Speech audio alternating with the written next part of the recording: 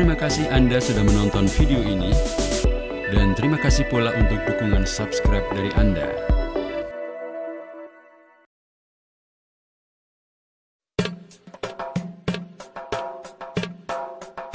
Assalamualaikum warahmatullahi wabarakatuh. Sahabat, Putri Ong Tien adalah salah satu putri dari negeri China yang sejarahnya cukup dikenal di tanah air. Putri Ong Tien juga salah satu istri Sunan Gunung Jati. Berawal dari perjalanan yang ditempuh Sunan Gunung Jati dari Mesir menuju Pulau Jawa, dalam perjalanannya beliau melakukan dakwah untuk menyebarkan agama Islam di wilayah yang disinggahinya, termasuk di negeri China. Sunan Gunung Jati tinggal beberapa lama di China. Beliau dikenal sebagai orang pandai dalam ilmu pengetahuan maupun pengobatan. Putri Ong Tien yaitu anak dari Kaisar Honggi Kie dari masa dinasti Ming yang rela menempuh perjalanan ke Jawa demi menjadi istri Sunan Gunung Jati. Pada masa itu pula penyebaran agama Islam sudah sampai ke China. Hingga pada suatu waktu, Kaisar menyuruh putrinya yang masih gadis, Ong Tien, untuk mengganjal perutnya dengan baskom kuningan. Tampak seperti orang hamil, kemudian duduk berdampingan dengan saudarinya yang memang sedang hamil 3 bulan.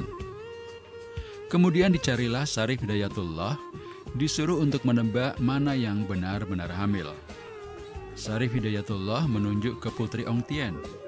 Kaisar dan para pembesar istana pun tertawa, mengetahui jawaban sang Sunan Gunung Jati adalah Putri Ong Tien, sedangkan yang sebenarnya mengandung adalah kakaknya. Jelas saja Kaisar mencemoohnya karena merasa berhasil membuktikan bahwa Sunan Gunung Jati tidak pandai seperti yang dikatakan orang. Putri Ong Tien pun kemudian masuk ke kamar dan melepaskan bokor kuningan dari perutnya. Namun apa yang terjadi? Semua penghuni istana pun terkejut karena baskom yang ada di dalam perut Putri Ong Tien hilang. Namun anehnya Putri Ong Tien benar-benar hamil seperti yang dikatakan oleh Sunan Gunung Jati. Dari keanehan itulah kepada sang ayah Putri Ong Tien mengungkapkan keinginannya untuk menyusup ke Jawa dan menikah dengan Sunan Gunung Jati.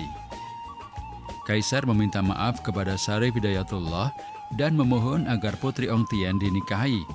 Kemudian Putri Ong Tien menyusul Sunan Gunung Jati ke Pulau Jawa dengan dikawal 100 awak kapal. Setibanya di tanah Jawa, ia tidak langsung dinikahi oleh Sunan Gunung Jati. Karena dalam Islam haram hukumnya menikahi wanita hamil, maka sang putri harus menjalani syarat, yaitu ia dan pengawalnya untuk masuk Islam. Syarat tersebut dipenuhi dan menikahlah mereka. Putri Ong Tien menjadi istri kedua Sunan Gunung Jati.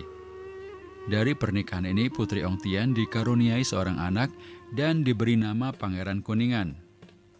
Tetapi bayi itu tidak dirawat oleh Sunan Gunung Jati dan Putri Ong Tien. Ia dirawat Ki Gede Lurung Agung, salah satu murid Sunan Gunung Jati. Meskipun mu'alaf dan datang dari jauh, Putri Ong Tien dapat diterima masyarakat Cirebon. Dalam menjalankan ibadah pun ia tidak mengalami kesulitan. Putri Ong Tien pun tidak berumur panjang. Tak lama setelah melahirkan, ia jatuh sakit. Sunan Gunung Jati begitu setia mendampingi dan merawatnya. Itulah mengapa Putri Ong Tien diberi nama Laras Sumanding.